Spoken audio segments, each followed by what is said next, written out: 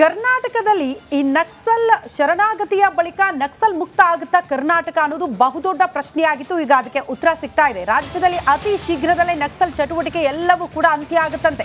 ಶರಣಾಗತಿ ಸಮಿತಿ ಸಂಪರ್ಕಕ್ಕೆ ಮತ್ತೊಬ್ಬ ನಕ್ಸಲ್ ರವೀಂದ್ರ ಕೂಡ ಬಂದಿದ್ದಾರೆ. ಒಂದು ವಾರದಲ್ಲಿ ಶರಣಾಗ್ತೀನಿ ಅಂತ ರವೀಂದ್ರ ಒಪ್ಕೊಂಡಿದ್ದಾರೆ. ಮುಖ್ಯವಾಹಿನಿಗೆ ಬರ್ತೀನಿ ಅಂತ ಒಪ್ಕೊಂಡಿದ್ದಾರಂತೆ. ಆತ ಏನಾದ್ರೂ ಶರಣಾಗ್ಬಿಟ್ರೆ ರಾಜ್ಯ ನಕ್ಸಲ್ ಚಟುವಟಿಕೆಯ ಮುಕ್ತ ಆಗ್ಬಿಡುತ್ತೆ. ಚಿಕ್ಕಮಗಳೂರು ಜಿಲ್ಲೆ ಶೃಂಗೇರಿಯ ಹಿಗ್ಗಾ ಮೂಲದ ರವೀಂದ್ರ ಈತ ಮುಖ್ಯವಾಹಿನಿಗೆ ಬರೋದಕ್ಕೆ ನಿರ್ಧಾರ ಮಾಡಿದ್ದಾನೆ. ಈತ ಒಬ್ಬನೇ ಉಳಿದು ಇರೋದು. ಹಾಗಾಗಿ ಆತನನ್ನ ಕೂಡ ಕರ್ಕೊಂಡು ಬರುವಂತಹ ಸತತ ಪ್ರಯತ್ನ ಈಗ ಒಂದು ಹಂತಕ್ಕೆ ಯಶಸ್ವಿಯಾಗಿದೆ. ಈ ಬಗ್ಗೆ ಮತ್ತಷ್ಟು ಡೀಟೇಲ್ಸ್ ಅನ್ನು ಕೊಡ್ತಾ ಹೋಗ್ತಾರೆ ನಮ್ಮ ಪ್ರತಿನಿಧಿ ಚೇತನ್ ದೂರವಾಣಿ ಸಂಪರ್ಕದಲ್ಲಿ. ಚೇತನ್, ಎಲ್ಲರೂ ಶರಣಾದ ಬಳಿಕ ಈತ ಒಬ್ಬನೇ ಉಳ್ಕೊಂಡಿದ್ದ. ಒಬ್ಬನಿಂದ ಏನ್ ಮಾಡೋದು ಸಾಧ್ಯ? ಆತ ಕೂಡ ಒಪ್ಕೊಂಡಿದ್ದಾನೆ ಮುಖ್ಯವಾಹಿನಿಗೆ ಬರೋದಕ್ಕೆ ಅಂತ. ಯಾವಾಗ? ಶ್ರುತಿ, ಏನು ಒಂದು ದಶಕದ ನಂತರ ಮತ್ತೆ ನಕ್ಸಲ್ ಚಟುವಟಿಕೆ ಈ ಪಶ್ಚಿಮ ಘಟ್ಟಗಳ ಸಾಲಿನಲ್ಲಿ ಕಾಣಿಸ್ಕೊಡ್ತು. ಆಗ ಇದ್ದಂಥವ್ರು 8 ಮಂದಿ ನಕ್ಸಲರು ಮಾತ್ರ ಇದ್ರು. ಅದರಲ್ಲಿ ಓರ್ವ ವಿಕ್ರಮ್ ಗೌಡನ ಎನ್ಕೌಂಟರ್ ಆಗುತ್ತೆ. ಅದಾದ ನಂತರ ಜನವರಿ 8ನೇ ತಾರೀಕಿಗೆ 6 ಮಂದಿ ನಕ್ಸಲರು ಕೂಡ ಶರಣಾಗಿದ್ದಾರೆ. ಉಳಿದಂತೆ ರವೀಂದ್ರ, ಏನು ಕಿಗ್ಗಾ ಮೂಲದ ಶೃಂಗೇರಿಯ ಕಿಗ್ಗಾ ಮೂಲದ ರವೀಂದ್ರ ಒಬ್ಬ ಮಾತ್ರ ಮಿಸ್ಸಿಂಗ್ ಅನ್ನುವಂಥ ಮಾತಿತ್ತು. ಮತ್ತೆ ಈತ ಹಲವು ವರ್ಷಗಳಿಂದ ಕೂಡ ಪೊಲೀಸರಿಗೆ ಎಲ್ಲಿದ್ದಾನೆ ಏನು ಅನ್ನುವಂಥ ಮಾಹಿತಿ ಕೂಡ ಲಭ್ಯ ಆಗಿರಲಿಲ್ಲ. 6 ಮಂದಿ ನಕ್ಸಲರು ಏನು ಶರಣಾಗ್ತಾರೆ. ಆ ಸಂದರ್ಭದಲ್ಲಿ ಒಂದು ಬಂದೂಕುಗಳು ನಾಪತ್ತೆ ಆಗುತ್ತೆ. ಆ ಬಂದೂಕುಗಳನ್ನ ರವೀಂದ್ರ ಕೇರಳಗೆ ತೆಗೆದುಕೊಂಡು ಹೋಗಿದ್ದ ಅನ್ನುವಂಥ ಆರೋಪ ಕೂಡ ಕೇಳಿಬಂದಿತ್ತು. ಅದಾದ ನಂತರ ಪೊಲೀಸರು ಅರಣ್ಯ ಪ್ರದೇಶದಲ್ಲಿ ಹುಡುಕಿದಾಗ ಬಂದೂಕು ಕೂಡ ಮಣ್ಣಾಡಿಯಲ್ಲಿ ಸಿಕ್ಕಿತ್ತು. ಈಗ ಸದ್ಯಕ್ಕೆ ರಾಜ್ಯದ ವಾಂಟೆಡ್ ಲಿಸ್ಟ್, ಅಂದ್ರೆ ಒಂದು ಲೀಸ್ಟ್ ಅನ್ನು ಕೂಡ ಮಾಡಿದ್ರು. ಇಷ್ಟು ಮಂದಿ ಕರ್ನಾಟಕದಲ್ಲಿ ನಕ್ಸಲ್ ಚಟುವಟಿಕೆಯಲ್ಲಿದ್ರು, ಮತ್ತೆ ಅವರ ತಲೆಗೆ ಇಷ್ಟು ಅಂತ ಬಹುಮಾನವನ್ನು ಕೂಡ ಘೋಷಣೆ ಮಾಡಿದ್ರು. ಅದರಲ್ಲಿ ರವೀಂದ್ರ ಅವರ ತಲೆಗೆ 1 ಲಕ್ಷ ಬಹುಮಾನವನ್ನು ಕೂಡ ಈ ಹಿಂದೆ ಕೂಡ ಪೊಲೀಸರು ಘೋಷಣೆ ಮಾಡಿರುವಂತದ್ದು. ಈಗ ಸದ್ಯಕ್ಕೆ ಇರುವಂತ ಮಾಹಿತಿ, ಏನು ರವೀಂದ್ರ ಏನಿದಾನೆ, ಈತ ಶರಣಾಗತಿಯ ಏನು ನಕ್ಸಲ್ ಸಮಿತಿ ಇದೆ ಅದಕ್ಕೆ ಸಂಪರ್ಕ ಸಿಕ್ಕಿದ್ದಾರೆ. 1 ವಾರದಲ್ಲಿ ಶರಣಾಗತಿ ಆಗ್ತಾರೆ ಅನ್ನುವಂತ ಮಾಹಿತಿ ಈಗ ಸದ್ಯಕ್ಕೆ ಲಭ್ಯ ಆಗ್ತಾ ಇರುವಂತದ್ದು. ಶ್ರುತಿ, ಓಕೆ ಚೇತನ್, ಧನ್ಯವಾದಗಳು ತಮ್ಮೆಲ್ಲ ಮಾಹಿತಿಗೆ. ಕರ್ನಾಟಕದಲ್ಲಿ ಈ ನಕ್ಸಲ್ ಶರಣಾಗತಿಯ ಬಳಿಕ ನಕ್ಸಲ್ ಮುಕ್ತ ಆಗುತ್ತಾ ಕರ್ನಾಟಕ ಅನ್ನೋದು ಬಹುದೊಡ್ಡ ಪ್ರಶ್ನೆಯಾಗಿತ್ತು. ಈಗ ಅದಕ್ಕೆ ಉತ್ತರ ಸಿಗ್ತಾ ಇದೆ. ರಾಜ್ಯದಲ್ಲಿ ಅತಿ ಶೀಘ್ರದಲ್ಲೇ ನಕ್ಸಲ್ ಚಟುವಟಿಕೆ ಎಲ್ಲವೂ ಕೂಡ ಅಂತ್ಯ ಆಗುತ್ತಂತೆ. ಶರಣಾಗತಿ ಸಮಿತಿ ಸಂಪರ್ಕಕ್ಕೆ ಮತ್ತೊಬ್ಬ ನಕ್ಸಲ್ ರವೀಂದ್ರ ಕೂಡ ಬಂದಿದ್ದಾರೆ. ಒಂದು ವಾರದಲ್ಲಿ ಶರಣಾಗ್ತೀನಿ ಅಂತ ರವೀಂದ್ರ ಒಪ್ಕೊಂಡಿದ್ದಾರೆ. ಮುಖ್ಯವಾಹಿನಿಗೆ ಬರ್ತೀನಿ ಅಂತ ಒಪ್ಕೊಂಡಿದ್ದಾರಂತೆ. ಆತ ಏನಾದ್ರೂ ಶರಣಾಗ್ಬಿಟ್ರೆ ರಾಜ್ಯ ನಕ್ಸಲ್ ಚಟುವಟಿಕೆಯ ಮುಕ್ತ ಆಗ್ಬಿಡುತ್ತೆ. ಚಿಕ್ಕಮಗಳೂರು ಜಿಲ್ಲೆ ಶೃಂಗೇರಿಯ ಹಿಗ್ಗಾ ಮೂಲದ ರವೀಂದ್ರ ಈತ ಮುಖ್ಯವಾಹಿನಿಗೆ ಬರೋದಕ್ಕೆ ನಿರ್ಧಾರ ಮಾಡಿದ್ದಾನೆ. ಈತ ಒಬ್ಬನೇ ಉಳಿದು ಇರೋದು.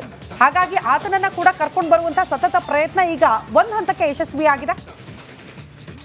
ಈ ಬಗ್ಗೆ ಮತ್ತಷ್ಟು ಡೀಟೇಲ್ಸ್ ಅನ್ನು ಕೊಡ್ತಾ ಹೋಗ್ತಾರೆ ನಮ್ಮ ಪ್ರತಿನಿಧಿ ಚೇತನ್ ದೂರವಾಣಿ ಸಂಪರ್ಕದಲ್ಲಿ. ಚೇತನ್, ಎಲ್ಲರೂ ಶರಣಾದ ಬಳಿಕ ಈತ ಒಬ್ಬನೇ ಉಳ್ಕೊಂಡಿದ್ದ. ಒಬ್ಬನಿಂದ ಏನ್ ಮಾಡೋದು ಸಾಧ್ಯ? ಆತ ಕೂಡ ಒಪ್ಕೊಂಡಿದ್ದಾನೆ ಮುಖ್ಯವಾಹಿನಿಗೆ ಬರೋದಕ್ಕೆ ಅಂತ. ಯಾವಾಗ? ಶ್ರುತಿ, ಏನು ಒಂದು ದಶಕದ ನಂತರ ಮತ್ತೆ ನಕ್ಸಲ್ ಚಟುವಟಿಕೆ ಈ ಪಶ್ಚಿಮ ಘಟ್ಟಗಳ ಸಾಲಿನಲ್ಲಿ ಕಾಣಿಸ್ಕೊಡ್ತು. ಆಗ ಇದ್ದಂಥವ್ರು 8 ಮಂದಿ ನಕ್ಸಲರು ಮಾತ್ರ ಇದ್ರು. ಅದರಲ್ಲಿ ಓರ್ವ ವಿಕ್ರಮ್ ಗೌಡನ ಎನ್ಕೌಂಟರ್ ಆಗುತ್ತೆ. ಅದಾದ ನಂತರ ಜನವರಿ 8ನೇ ತಾರೀಕಿಗೆ 6 ಮಂದಿ ನಕ್ಸಲರು ಕೂಡ ಶರಣಾಗಿದ್ದಾರೆ.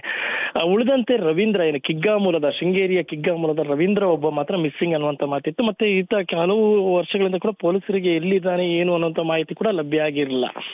6 ಮಂದಿ ನಕ್ಸಲರು ಏನು ಶರಣಾಗ್ತಾರೆ. ಆ ಸಂದರ್ಭದಲ್ಲಿ ಒಂದು ಬಂದೂಕುಗಳು ನಾಪತ್ತೆ ಆಗುತ್ತೆ. ಆ ಬಂದೂಕುಗಳನ್ನ ರವೀಂದ್ರ ಕೇರಳಗೆ ತೆಗೆದುಕೊಂಡು ಹೋಗಿದ್ದ ಅನ್ನುವಂಥ ಆರೋಪ ಕೂಡ ಕೇಳಿಬಂದಿತ್ತು.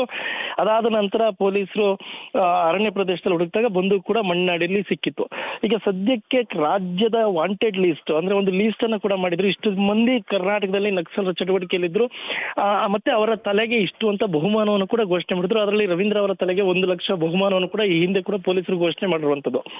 ಈಗ ಸದ್ಯಕ್ಕೆ ಇರುವಂತ ಮಾಹಿತಿ, ಏನು ರವೀಂದ್ರ ಏನಿದಾನೆ, ಈತ ಶರಣಾಗತಿಯ ಏನು ನಕ್ಸಲ್ ಸಮಿತಿ ಇದೆ ಅದಕ್ಕೆ ಸಂಪರ್ಕ ಸಿಕ್ಕಿದ್ದಾರೆ. 1 ವಾರದಲ್ಲಿ ಶರಣಾಗತಿ ಆಗ್ತಾರೆ ಅನ್ನುವಂತ ಮಾಹಿತಿ ಈಗ ಸದ್ಯಕ್ಕೆ ಲಭ್ಯ ಆಗ್ತಾ ಇರುವಂತದ್ದು. ಶ್ರುತಿ, ಓಕೆ ಚೇತನ್, ಧನ್ಯವಾದಗಳು ತಮ್ಮೆಲ್ಲ ಮಾಹಿತಿಗೆ.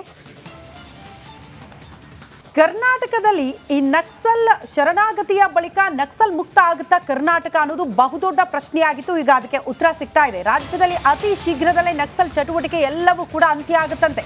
ಶರಣಾಗತಿ ಸಮಿತಿ ಸಂಪರ್ಕಕ್ಕೆ ಮತ್ತೊಬ್ಬ ನಕ್ಸಲ್ ರವೀಂದ್ರ ಕೂಡ ಬಂದಿದ್ದಾರೆ. ಒಂದು ವಾರದಲ್ಲಿ ಶರಣಾಗ್ತೀನಿ ಅಂತ ರವೀಂದ್ರ ಒಪ್ಕೊಂಡಿದ್ದಾರೆ. ಮುಖ್ಯವಾಹಿನಿಗೆ ಬರ್ತೀನಿ ಅಂತ ಒಪ್ಕೊಂಡಿದ್ದಾರಂತೆ.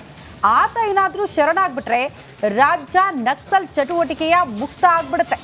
ಚಿಕ್ಕಮಗಳೂರು ಜಿಲ್ಲೆ ಶೃಂಗೇರಿಯ ಹಿಗ್ಗಾ ಮೂಲದ ರವೀಂದ್ರ ಈತ ಮುಖ್ಯವಾಹಿನಿಗೆ ಬರೋದಕ್ಕೆ ನಿರ್ಧಾರ ಮಾಡಿದ್ದಾನೆ. ಈತ ಒಬ್ಬನೇ ಉಳಿದು ಇರೋದು. ಹಾಗಾಗಿ ಆತನನ್ನ ಕೂಡ ಕರ್ಕೊಂಡು ಬರುವಂತಹ ಸತತ ಪ್ರಯತ್ನ ಈಗ ಒಂದು ಹಂತಕ್ಕೆ ಯಶಸ್ವಿಯಾಗಿದೆ. ಈ ಬಗ್ಗೆ ಮತ್ತಷ್ಟು ಡೀಟೇಲ್ಸ್ ಅನ್ನು ಕೊಡ್ತಾ ಹೋಗ್ತಾರೆ ನಮ್ಮ ಪ್ರತಿನಿಧಿ ಚೇತನ್ ದೂರವಾಣಿ ಸಂಪರ್ಕದಲ್ಲಿ. ಚೇತನ್, ಎಲ್ಲರೂ ಶರಣಾದ ಬಳಿಕ ಈತ ಒಬ್ಬನೇ ಉಳ್ಕೊಂಡಿದ್ದ. ಒಬ್ಬನಿಂದ ಏನ್ ಮಾಡೋದು ಸಾಧ್ಯ? ಆತ ಕೂಡ ಒಪ್ಕೊಂಡಿದ್ದಾನೆ ಮುಖ್ಯವಾಹಿನಿಗೆ ಬರೋದಕ್ಕೆ ಅಂತ. ಯಾವಾಗ? ಶ್ರುತಿ, ಏನು ಒಂದು ದಶಕದ ನಂತರ ಮತ್ತೆ ನಕ್ಸಲ್ ಚಟುವಟಿಕೆ ಈ ಪಶ್ಚಿಮ ಘಟ್ಟಗಳ ಸಾಲಿನಲ್ಲಿ ಕಾಣಿಸ್ಕೊಡ್ತು. ಆಗ ಇದ್ದಂಥವ್ರು 8 ಮಂದಿ ನಕ್ಸಲರು ಮಾತ್ರ ಇದ್ರು. ಅದರಲ್ಲಿ ಓರ್ವ ವಿಕ್ರಮ್ ಗೌಡನ ಎನ್ಕೌಂಟರ್ ಆಗುತ್ತೆ. ಅದಾದ ನಂತರ ಜನವರಿ 8ನೇ ತಾರೀಕಿಗೆ 6 ಮಂದಿ ನಕ್ಸಲರು ಕೂಡ ಶರಣಾಗಿದ್ದಾರೆ. ಉಳಿದಂತೆ ರವೀಂದ್ರ, ಏನು ಕಿಗ್ಗಾ ಮೂಲದ, ಶೃಂಗೇರಿಯ ಕಿಗ್ಗಾ ಮೂಲದ ರವೀಂದ್ರ ಒಬ್ಬ ಮಾತ್ರ ಮಿಸ್ಸಿಂಗ್ ಅನ್ನುವಂಥ ಮಾತಿತ್ತು. ಮತ್ತೆ ಈತ ಹಲವು ವರ್ಷಗಳಿಂದ ಕೂಡ ಪೊಲೀಸರಿಗೆ ಎಲ್ಲಿದ್ದಾನೆ ಏನು ಅನ್ನುವಂಥ ಮಾಹಿತಿ ಕೂಡ ಲಭ್ಯ ಆಗಿರಲಿಲ್ಲ.